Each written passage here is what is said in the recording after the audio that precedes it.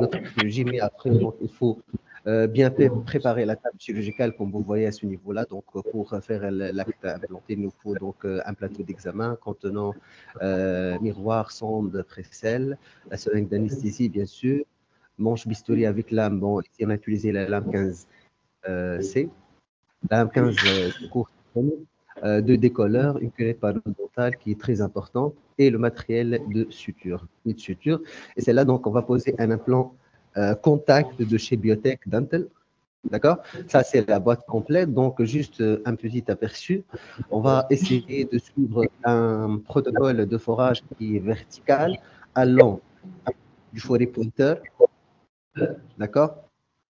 On va le monter sur un prolongateur, puisqu'on a un site édenté pour ne pas buter contre les dents adjacentes. Donc, on va allonger notre longueur de travail, comme ça. Une fois, donc, on a utilisé le pointeur, on va utiliser le forêt pilote, qui est de 2,2 mm de diamètre. Ça, c'est le short, ça, c'est le long. Par la suite, donc, on va utiliser le forêt 3 mm, d'accord? Le jeune. Et enfin, notre forêt terminale concernera le forêt 3,6 mm, étant donné que notre implant, il est de 3,6 mm de diamètre. Donc, la couleur mauve, comme vous voyez à ce niveau-là.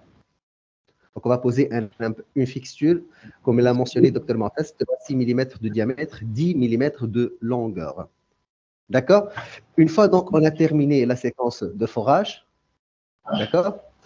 On va essayer d'utiliser donc tout d'abord le porte-implant rotatif monté sur contre-angle. On va terminer par la suite par, au niveau du dernier millimètre, par un porte-implant manuel qui va être monté sur cette clé dynamométrique. Et selon la stabilité primaire, si elle va dépasser les 35 newtons par centimètre, on va poser donc, voilà, on va mettre en place la vis de cicatrisation et on parle donc d'une chirurgie en un seul temps. Sinon, on va enfuir notre implant et on va réintervenir après l'osseointégration. D'accord? Donc, tout d'abord, on va commencer par une désinfection du site.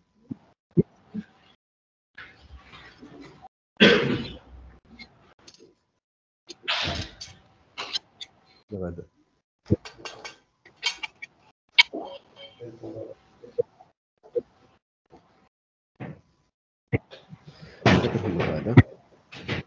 Sachant qu'avant d'entrer dans la salle, la patiente fait un bain de bouche sur un fauteuil extérieur, 60 secondes en contact avec le site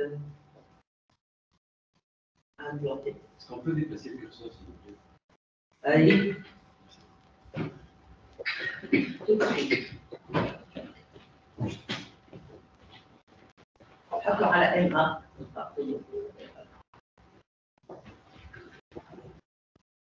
Vos désirs sont des ordres, monsieur.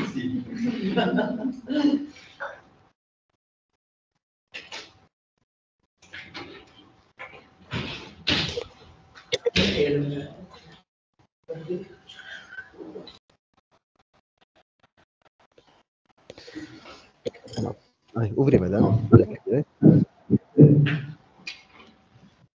Vas-y. Allez, تلفت لي شوي. Voilà. سكر شوي. Très bien.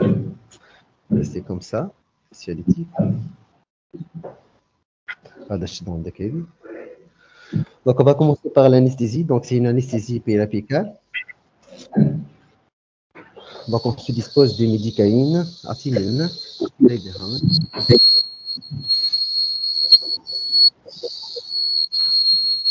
Donc, on peut détourner la structure en faisant ce test-là. D'accord? Donc, c'est une infiltration, c'est une anesthésie médicale.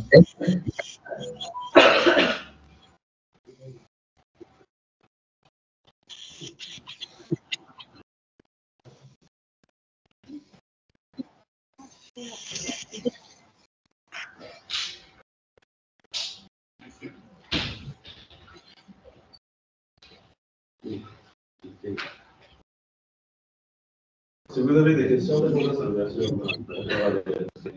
Donc, pour l'anesthésie, généralement, vous avez bien vu, donc, là, on va avoir des qui sont plus exposés. Avec toutes les remarques qui passent sur l'esprit. Si حاجة إضافة بالنسبة أوكي, sinon, d'accord, mais pour l'anesthésie, il faut toujours commencer au niveau de la muqueuse alvéolaire, c'est-à-dire la muqueuse mobile. Ne jamais directement injecter au niveau de la muqueuse attachée. Avec peu importe la dent, peu importe le traitement que vous allez faire, déjà commencer au niveau de la muqueuse alvéolaire mobile. D'accord? Injection douce. Le geste. Chirurgie orale. Oui, bien sûr. Bonjour, une salle de chirurgie orale. Ah, merci beaucoup.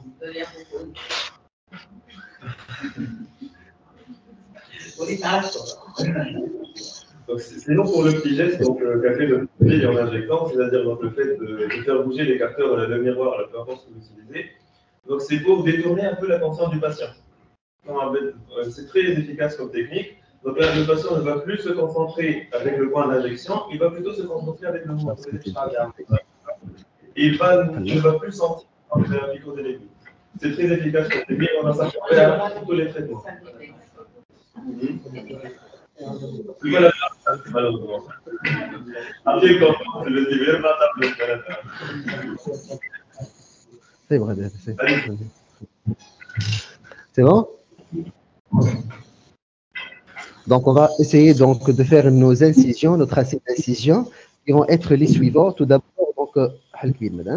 donc, on va faire une incision supracrestale déportée du côté palatin de 2 mm, suivie par 2 incisions intracirculaires qui vont constituer la 25 et la 23.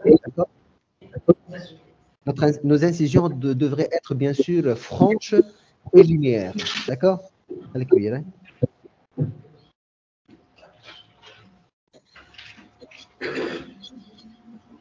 Donc ça, c'est l'incision supracrestale. Donc on peut la déporter un peu vers le côté palatin. D'accord? C'est surtout intéressant si on va mettre la vis de cicatrisation le jour même. Donc tu vas la transporter un peu vers le côté palatin, tu vas avoir plus de muqueuse attachée en vestibulaire en bas articulaire. Donc c'est surtout intéressant si on le fait en un seul temps. Mais en 2 temps, on aura un grand intérêt. Avec 2 incisions intracirculaires sur les dents adjacentes qui ne vont pas dépasser la moitié de la face vestibulaire et palatine. Par la suite, donc, le décollement.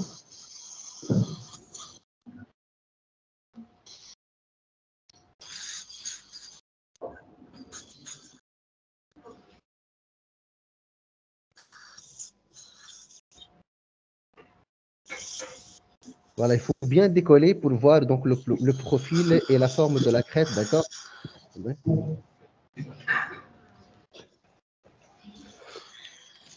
Donc là, on va essayer de charger le lambeau palatin et de l'écarter. Comme ça, on va donc, avoir une visibilité qui est meilleure. D'accord?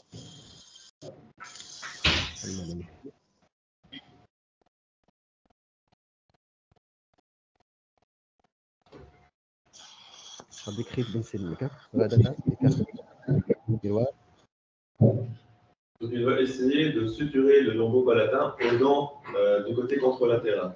Donc, vous allez voir comment. Pour écarter, voilà. Ça va permettre de l'écarter tout au long de la chirurgie, mais il y a des colleurs à chaque fois, ça va pas. يدخل الانترن يخرج اكسترن يعاود يدخل اكسترن ويخرج انترن ويجبد من الانترن.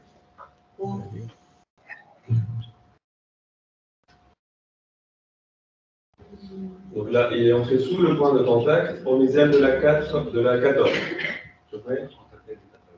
Voilà. Le en buccale de la 14. Et il va faire la suture sur la face vestibulaire de la 14.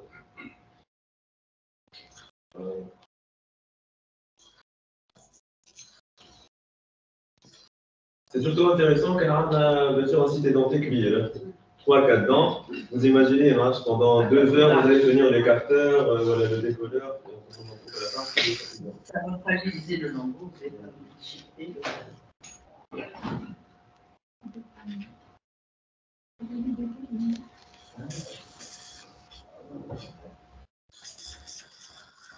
نرجعوا للسيت مولاي توا كاسيون شد الكارتور غادا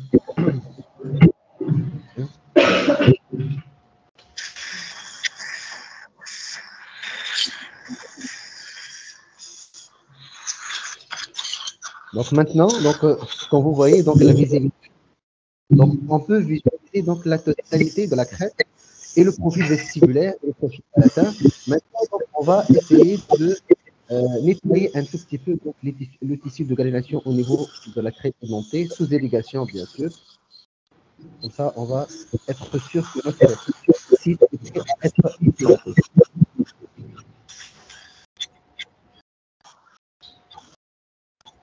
Et on ne veut pas que les cellules fibreuses, on veut une ostéo-intégration, pas de fibro-intégration.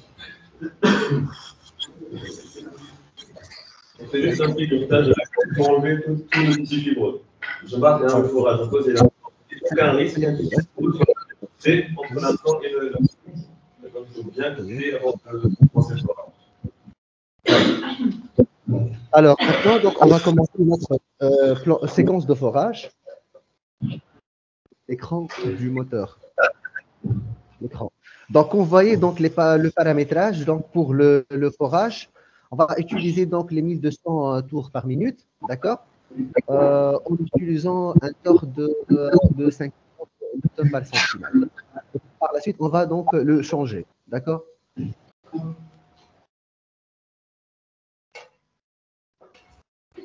OK. Ben, juste pour vous faire comprendre l'intérêt du prolongateur. Donc, si on va utiliser le pointeur tout court, je fais une petite démonstration sans pouvoir l'utiliser correctement. D'accord. Si je vais écarter comme ça, et je vais faire le forage, je risque que la tête du contre-angle va buter contre les dents adjacentes. Donc, pour lutter contre ce problème-là technique, donc on va utiliser le prolongateur tout d'abord pour allonger notre longueur de travail et qu'on va l'insérer donc par-dessus le forêt pointeur. D'accord.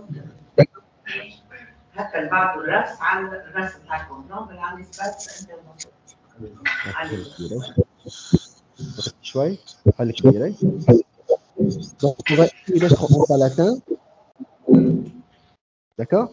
Comme ça. وجاي كنت نجي نصور من celui-là لحظة. Juste pas dessus. Donc pour voir le bon emplacement.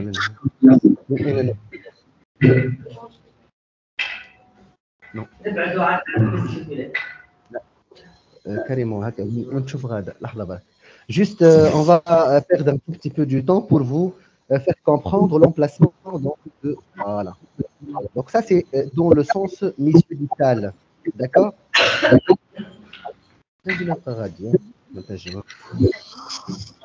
Voilà, donc on va commencer donc notre forage.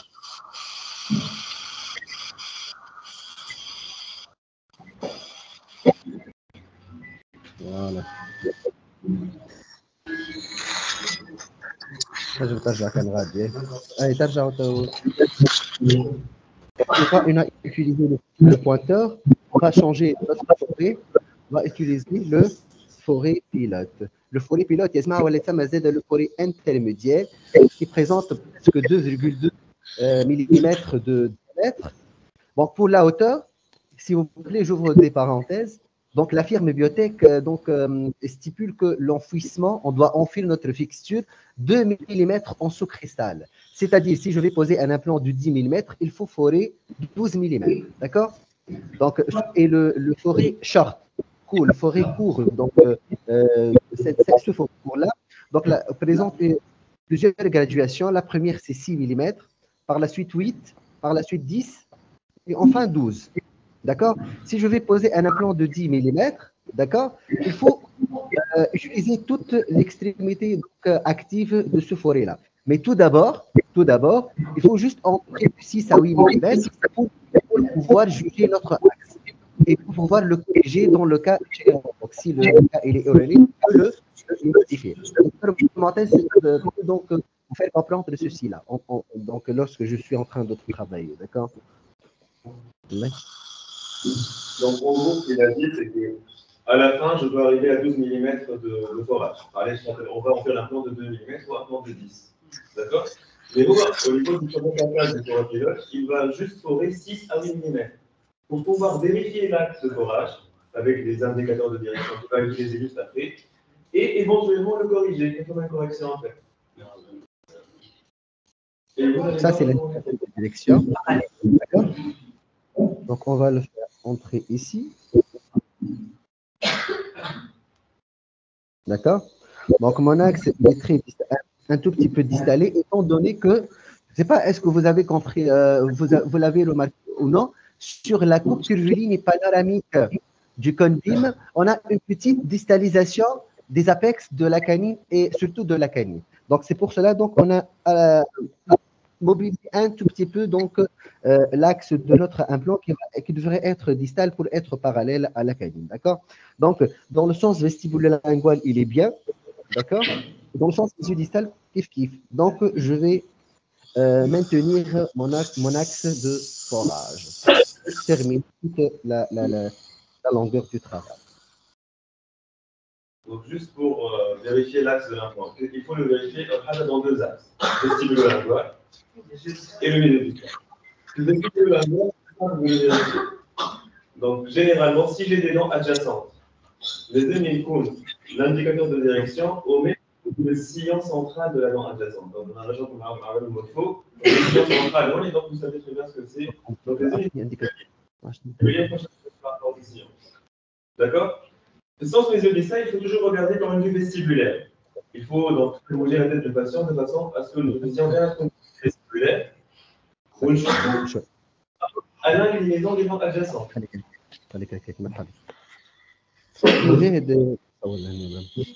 Voilà, donc à l'occlusion, donc l'indicateur, il va affleurer donc la fosse centrale de la dent antagoniste. Idéalement,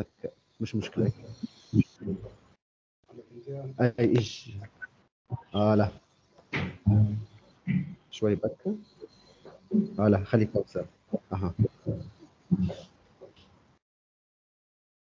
c'est bon? Donc l'axe, il est bien. Donc on peut donc maintenant terminer le protocole de forage correct en utilisant d'abord le 3 mm avec la bague jaune pour cette firme-là. Bien, madame.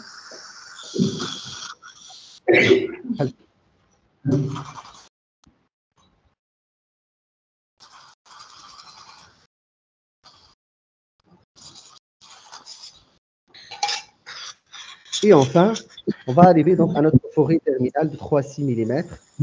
D'accord? Oui. Non. Il garde le même. Il est d'accord, tout au long du forage.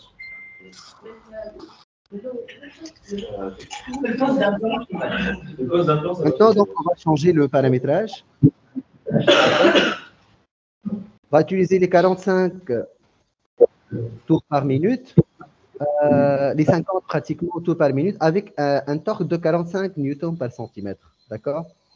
Juste avant, donc il faut nettoyer notre site avec de la bétadine, suivi par le sérum physiologique.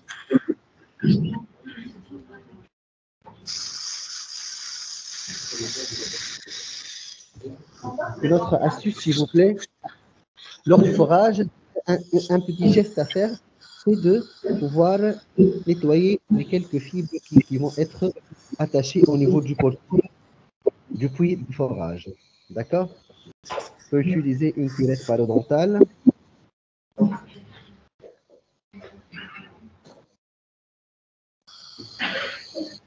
Voilà.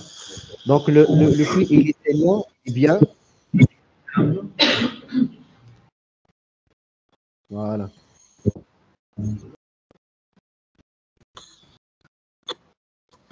Bien sûr. Irrigation, irrigue.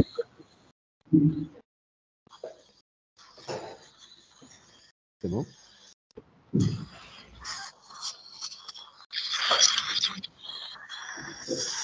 Voilà. Donc maintenant, on va pouvoir donc chaque implant, il va être présenté comme ça, donc en double emballage. Le premier emballage donc va être ouvert. Non, non. Ami.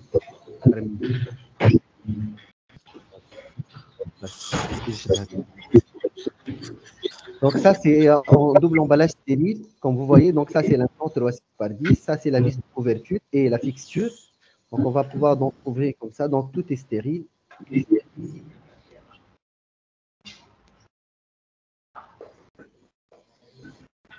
Vérifiez bien sûr la rotation du contre-angle pour pouvoir insérer donc la fixture. Donc mon implant, il doit être directement au contact du sang du patient. Donc s'il vous plaît, ne perdez pas du temps pour le poser. Madame.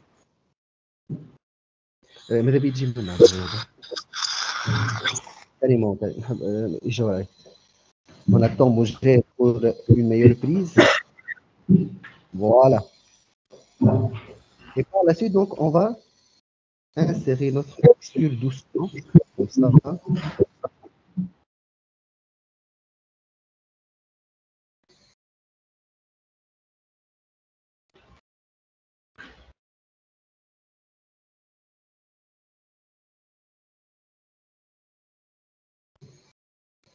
Voilà. On va irriguer.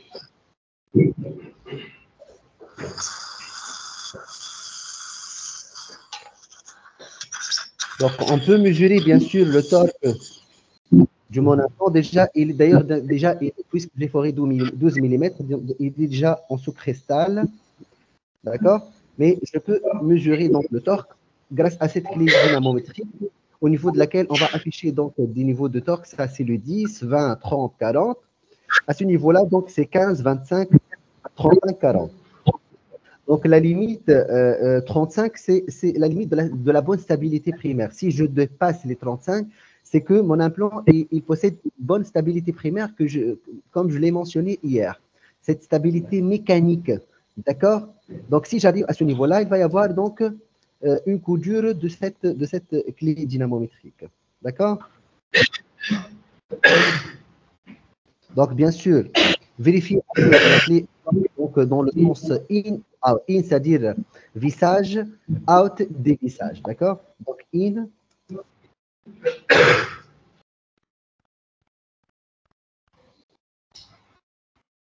Donc, la stabilité, elle affleure les 30. Je ne suis pas à 35. Donc, c'est pour ça donc on va enfouir notre fixture implantaire. D'accord? S'il vous plaît, une astuce qui est très importante, c'est qu'on ne devrait pas donc laisser des gouttes du sang au niveau du col de l'implant. Professeur Rifet Ben Amor peut donc vous raconter une histoire là-dessus. D'accord?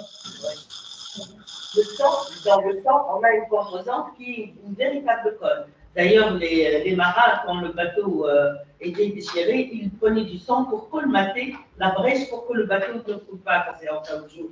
Donc, on a eu un épisode, c'est qu'il y avait du sang et quand on a mis la vis de couverture, le sang a collé la vis de couverture à l'implant et c'était impossible, mais non, vraiment, soudé carrément. Il y a eu une soudure. On a essayé tous les moyens et en fin de compte, ça nous est arrivé une seule fois. Et en fin de compte, on a dû déposer l'implant.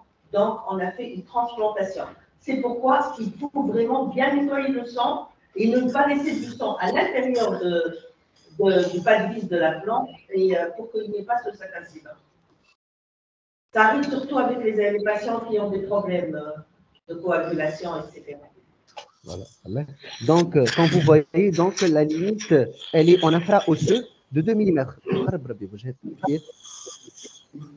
Donc, je suis à 2 mm. Voilà, donc je suis à pratiquement à 2 mm en sous-cristal.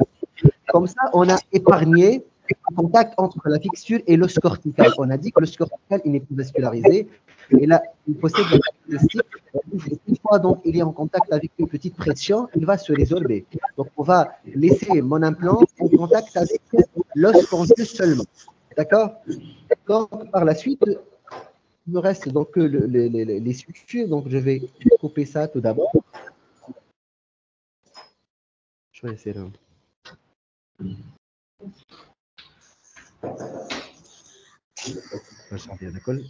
Il faut veiller à ce que l'ergonomie soit toujours optimale. D'accord?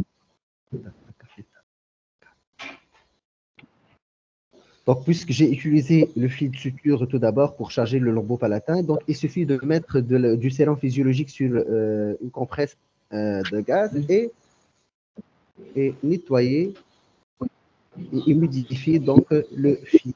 D'accord?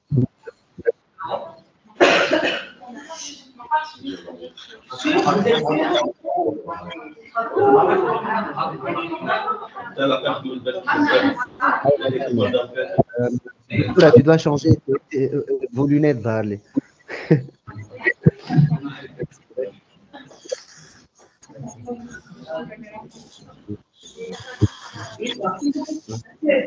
Voilà.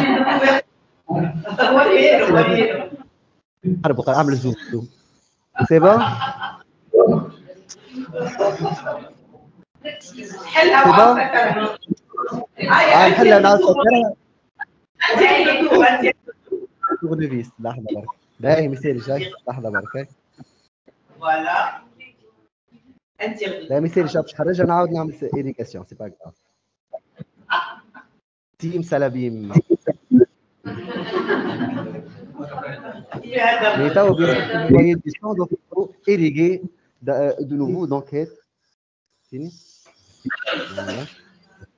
On a les doigts aussi. Exactement.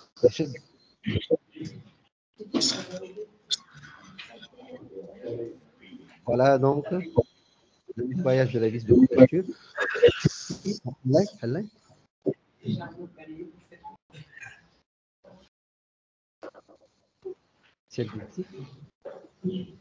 Oui, Madame Kamal.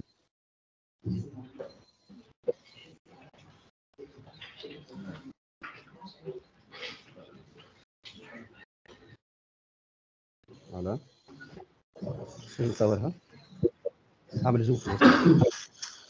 C'est clair. Voilà, maintenant, donc, il ne me reste que les sutures.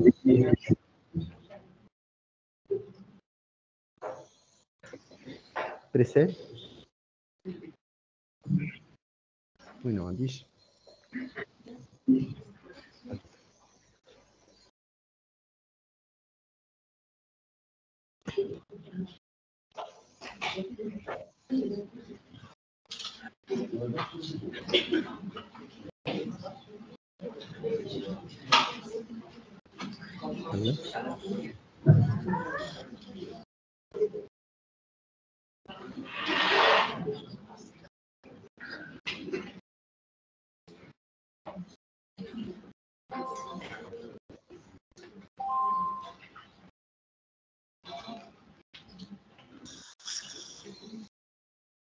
S'il vous plaît, il faut toujours déporter le nœud au niveau de la prothèse vesticulaire.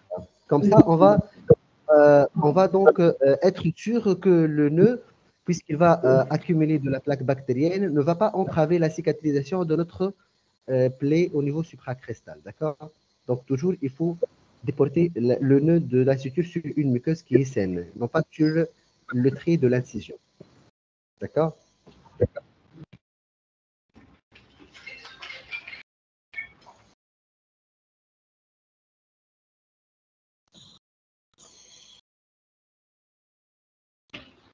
Les travaux séparés.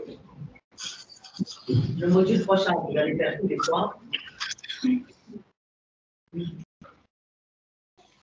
Prenez votre temps donc à faire les sutures, d'accord? Les bouches. L'incision et les sutures, ce sont les étapes les plus importantes, le A et le Z. Il faut très bien les réussir. Le reste, c'est mécanique.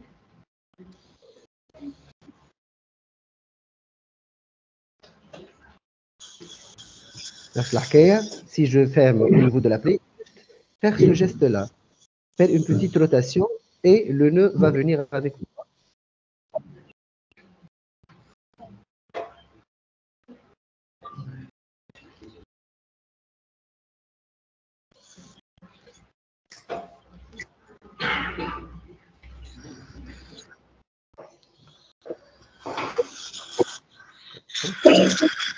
Et voilà, donc on a terminé.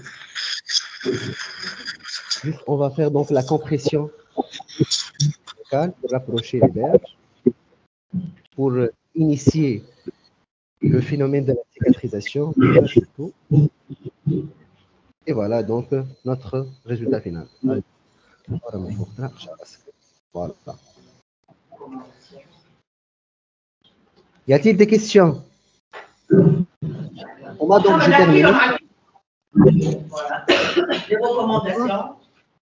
Voilà donc pour les recommandations post-opératoires. Donc, bien sûr, on va commencer tout d'abord par éviter tout ce qui est piquant, tout ce qui est chaud, d'accord, pour ne pas entraver donc la cicatrisation. Par contre, donc, on peut utiliser une vessie de glace, donc à mettre pendant 4 heures de cette façon-là. Donc, on va appliquer la vessie de glace 20 minutes, on va se poser 5 minutes, par la suite 20 minutes, repos 5 minutes, jusqu'à donc l'accomplissement de ce contact-là pendant 4 heures. D'accord? C'est pour éviter l'œdème post-opératoire.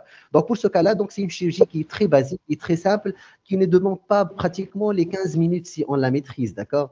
Juste les mains après n'avoir d'accord? Donc, on va prescrire l'ordonnance qui va contenir. Normalement, pour ce cas-là, la patiente, elle est jeune en état général, juste un antalgique, palier 1, et un bain de bouche à commencer donc après 24 heures. Donc, elle va commencer l'antalgique tout de suite, et par la suite, elle va utiliser le bain de bouche pour demain, avec bien sûr l'application de la vessie de glace. Si bien sûr la patiente elle est arrêtée ou bien l'état général il est altéré ou bien on a posé plusieurs implants, dans ce cas-là, on peut donc prescrire un antibiotique pendant 7 jours. D'accord? Allez, merci. Ça vous reste juste le rétroalvéolaire. Merci. Alors, à retenir.